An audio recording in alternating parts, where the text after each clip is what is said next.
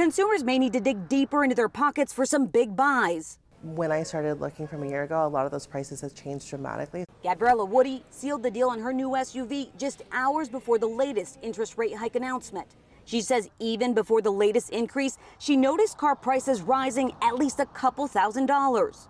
So within my budget, thank goodness, but I mean, I probably could have gotten a couple, like a sunroof or an automatic lift gate, but those weren't in my price range anymore. A new vehicle averaged $48,000 last month, about 25% higher than pre-pandemic levels. Used cars will run you a stinging $30,000, 45% more compared to pre-pandemic prices. Are you at all concerned about the increase in interest rates? There's always a little bit of a concern, but you know, just like anything else, we've gotten through it. Dora Herman with Courtesy Chevrolet in Arizona says they'll navigate this interest hike like all the others by working with customers. She says as interest rates go up, so do monthly payments. It ranges anywhere from $500 to $700, average for the last few years. Good afternoon. On Wednesday, the Federal Reserve raised interest rates by a quarter point, bringing it to a range of 5.25 to 5.5%, impacting auto loans, mortgages, and credit cards.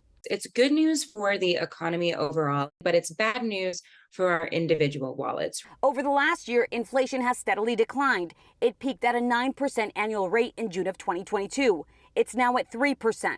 But that's still too high for the Fed, which is still raising interest rates and making it more expensive to borrow money in a bid to slow down inflation below 2%. We're in an environment where the Federal Reserve wants to tamp down inflation further, and it's willing to accept essentially some detrimental impacts. Those detrimental impacts include a jump in the cost of auto loans, mortgage rates hovering at 7%, and credit card rates at near or all-time highs. But Wallet Hub analyst Jill Gonzalez says rate hikes affect much more than the interest we pay, adding that they're necessary evils. That is, something that the Fed is well aware of. That's kind of baked in here. They want people to start going down.